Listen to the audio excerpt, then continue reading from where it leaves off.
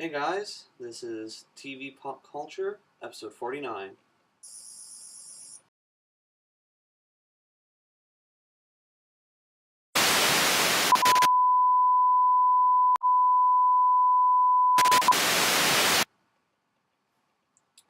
I, of course, am your host, CJ. Unfortunately, Chuck is ill and could not be with us today.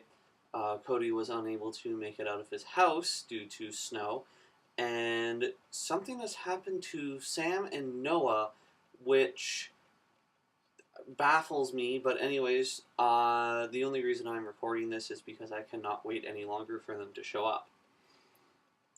So today I have a special review for you of the Doctor Who The End of Time Parts 1 and 2. Now, before we get into that, I would like to talk about some Doctor Who related news. So first off, the showtime for the Snowmen, the new Doctor Who Christmas special this year, has been announced for December 25th of 2012 at 9 p.m. Eastern Time on Space Channel. So roughly about the same time Doctor Who's normally on, when it was on a Saturday before it took its mid-season break. Also, there was a little bit from Janet Louise Coleman stating that she is not playing Oswin. She is in fact playing a different character, which will, of course, be introduced in the Christmas special. Which I think that would be a first for this show, but who really knows at this point? I mean, unless if you have time to immediately go and watch all the Christmas specials that have happened up until now, there's really no way for most people to recall off the top of their head. Just so that you guys know, the format of this episode is going to be a little bit different and probably going to be roughly around 5 or 10 minutes. I know that seems rather short, but with only one person here, there's not a whole lot to be said on this. Of course, these two episodes, The End of Times Part 1 and 2, can be found on this box set here, which is the Doctor Who The Complete Specials box set. In Part 1, we find out that the Master has been resurrected back to life by this cult that calls themselves the Cult of Saxon. Okay. And there's this book of Saxon with these potions of Saxon, and it's really, really weird at the beginning. There's even a part where the Master goes on like, "I'm hungry," and keeps talking about how hungry he is. You know, I'm thinking they should make a game called Hungry Hungry Time Lord. Come on, that would. You cannot look me in the eye and tell me you would not buy that game just to try it out. I know I would. Anyways, so we find out that the Doctor's kind of been avoiding his death. He's been traveling throughout time. He got married, or it was suggested he got married to Elizabeth I, which explains a little bit on what happened in a previous episode, which I'm not going to get into because we may wind up reviewing that at some point. He's also told about all these different travels that have happened off camera, along with many other adventures he's had. And he shows up on the Ood homeworld and looks at all these marvelous buildings and says, "Oh, how long did it take you to do that?" And the Ood looks at him and says, "Oh, it took us 100 years." And the Doctor's like, "Whoa, wait, that shouldn't be happening. This should be taking you way longer than that." And this is where we kind of start to see that time's gone all wonky. Again, previous to this, we find out that the Master has been resurrected. His, I guess, ex-wife, I'm not really sure what to call her, throws this vial in, which is supposed to be a death potion. I know it sounds like something out of Final Fantasy. I swear to you, it's not. I'm not accusing the BBC of copyright infringement or anything like that. After that, we find out that the Master's body is dying because it was born of death or something like that. We meet these two individuals whose names are escaping me right now, who want to restore this machine, so then that way he can give his daughter, not the Master's daughter, the Master doesn't have any children as far as we know, infinite life. So in theory, he kind of wants to make her a Time Lord, but he doesn't know what a Time Lord is, and it's really confusing, and fuck it, just go watch the episode. After that, the Master is captured, and they say, you have to help us fix this machine, or we're going to kill you, or something. They're not really too specific. The Master says, okay, sure, I'll help you, because, hey, I get to fuck things up. He goes and does that, but he programs the machine, because we actually find out, because the Doctor and Wilfred sneak in to this mansion that What's-His-Face owns, and find out that it's some kind of medical device that's meant to heal not just one individual or a group of individuals, but an entire planet. So what the Master does is he rewrites it so that it heals the planet, but the machine recognizes it as all of these beings should be Time Lords, and not just any Time Lord, but the Master. After that, part 1 ends and then part 2 begins. We find out that the Time Lords are actually behind all of this, which doesn't make any sense because they're locked in the time lock, but they're also able to kind of communicate to the outside world. It's not very clear. The Time Lords throw this diamond through space, and the Master finds it on Earth, or one of the Masters finds it on Earth, and hands it to the original Master, who then puts it inside this machine, which is going to bring all the Time Lords back. Once the Time Lords kind of break through, the Doctor, in between the Master finding the diamond and the Time Lords breaking through the time lock barrier, fixes this ship that he was beamed to by these cactus people, gets it up and running again, heads down to attack them, jumps out of the spaceship through a sky dome or sun dome or something that's connected to the mansion, falls through that, enters the main floor, and he's there.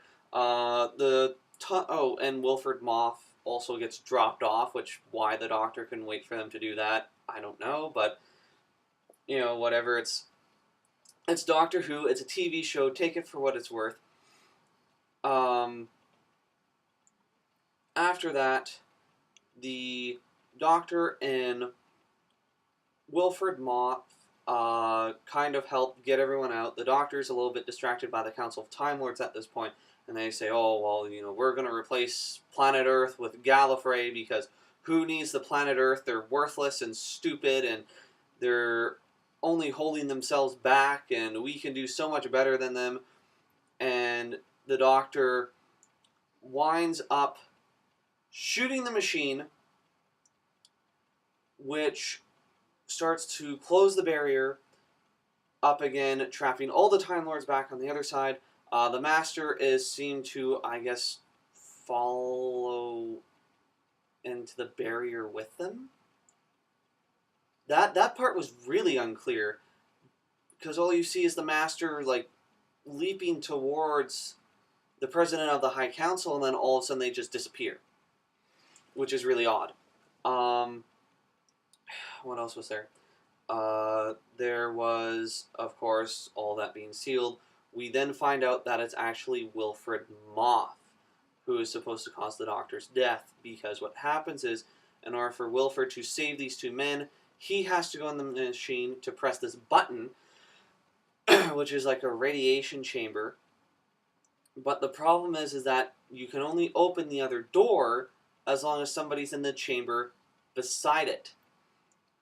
So Wilfred presses the button to let the guy out, and then he knocks 4 times on the glass door, and the doctor turns around and he realizes that it's Wilfred this whole time, that it was Wilfred Moth who was going to bring about his death.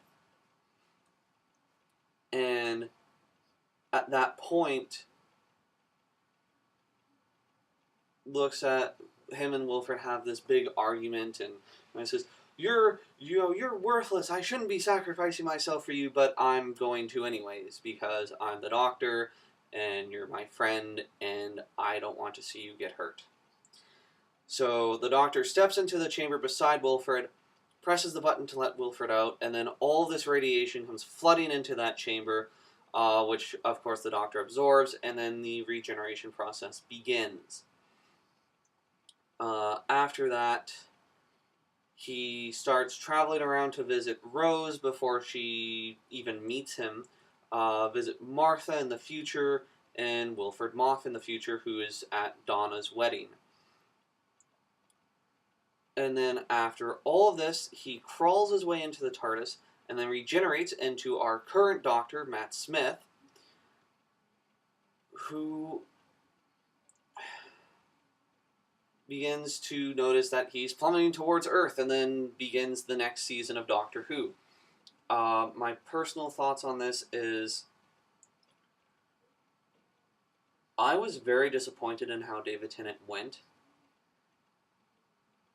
And the only reason I say that is because at the end, he doesn't take it with grace. His doctor doesn't take it with grace. He acts almost like a child. He whines and complains on how it's not fair, and, why do I have to die? Why can't it be you? And I've only just begun. I have so much more that I can do, and I'm never going to be the same again. And all right, Will, get ready because I'm going to save your life. That, for me, just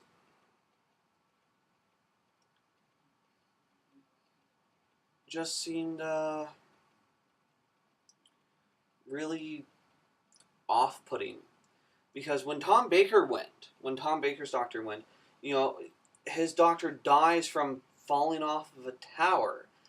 And, all of his friends gather around him and they're like, no, you're not going to die, you're going to be okay. And the doctor looks at them and he says, you know what? No, it's okay. Not everyone gets the hero's death, but you know what? I've had a good life here, and I'm okay with it. And his doctor bows out of it gracefully, whereas Tennant's doctor is just like, I don't want to go. And that line, I know how it was supposed to sound, because it was supposed to sound like, well, I've had such a wonderful time on the show and I don't want to leave, but it came off sounding a bit, I don't know, just a tad bit annoying. And it's really unfortunate that happened. But, I mean, what can you do, right? I don't know. Overall, this is definitely one of the better Christmas specials that they've done. This one, really, you don't have to watch at Christmas. You could watch it at any point in the year, and it's still entertaining. So, overall, I'd say this, I'd give this a go and buy it now.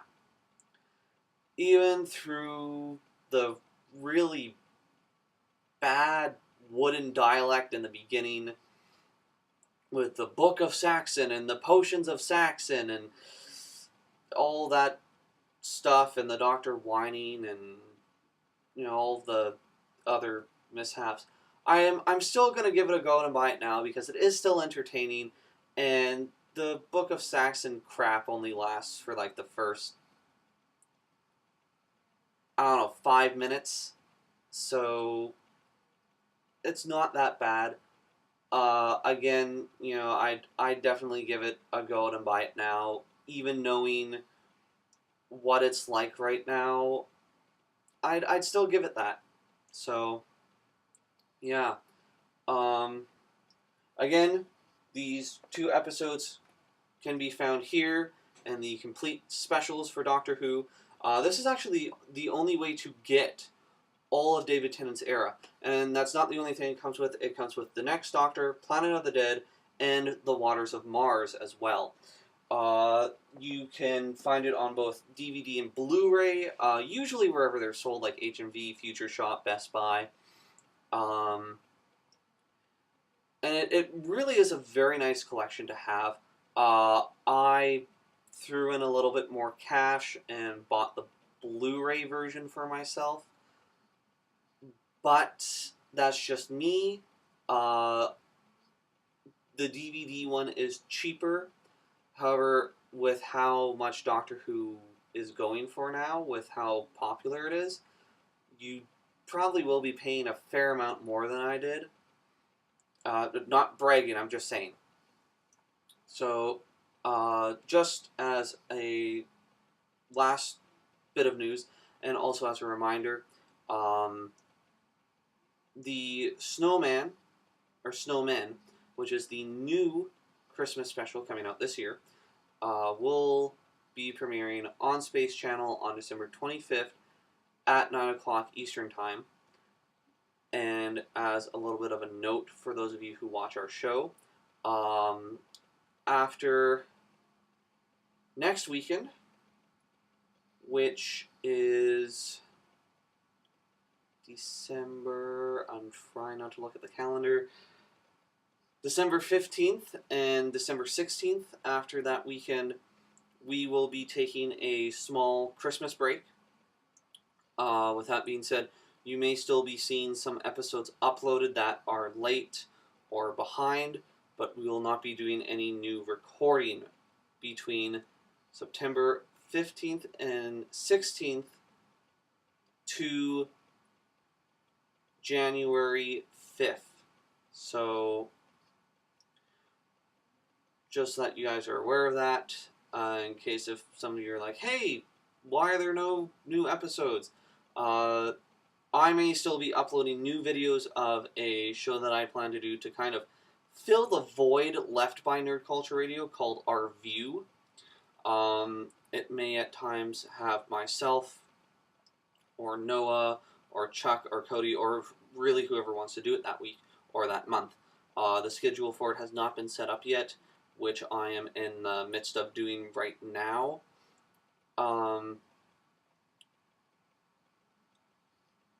So, I hope you guys enjoy this review. We are working on trying to get Nerd Culture Radio set up and running on iTunes, but with everything that's been going on lately, especially with Comic-Con being last month, we have had a lot of technical problems with that. So, I hope that all of you have had a lovely time watching this or listening to it, whichever format you found. And until next time, I'm CJ,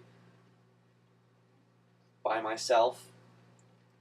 This is TV Pop Culture, and this is me signing off.